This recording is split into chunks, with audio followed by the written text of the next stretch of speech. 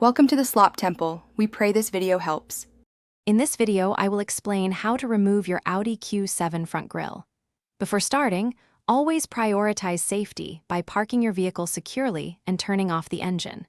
Gather essential tools such as Torx bits, various screwdrivers, and plastic trim removal tools to prevent damage.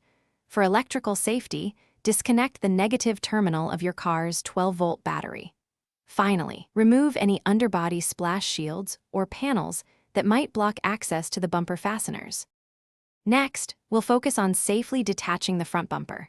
Begin by locating and removing all Torx screws that secure the bumper to the fender liners and the top support. There are typically several screws, often T25 or T30 sizes.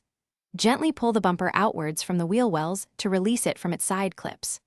Remember to disconnect all electrical harnesses for components like fog lights and parking sensors before completely removing the bumper. Place the detached bumper on a soft, clean surface to prevent scratches. Now that the bumper is off, you have clear access to the front grille. You will typically find 6 to 8 Torx screws, often T30, securing the grille to the bumper assembly. Remove these screws. Additionally, there are several plastic clips that hold the grille in place. Carefully unclip these using a plastic trim removal tool to avoid breakage.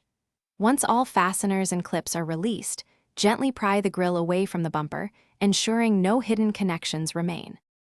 To reassemble, first align your grille with the bumper, securing all clips and screws. Then, carefully position the bumper back onto the vehicle, ensuring all electrical connectors for lights and sensors are properly reattached. Align the bumper's mounting points with the fender and upper supports, then reinsert all Torx screws. Finally, reconnect your 12-volt battery and perform a thorough check of all lights, fog lights, and parking sensors to confirm everything is functioning correctly. Thanks for watching. Consider subscribing if we helped you.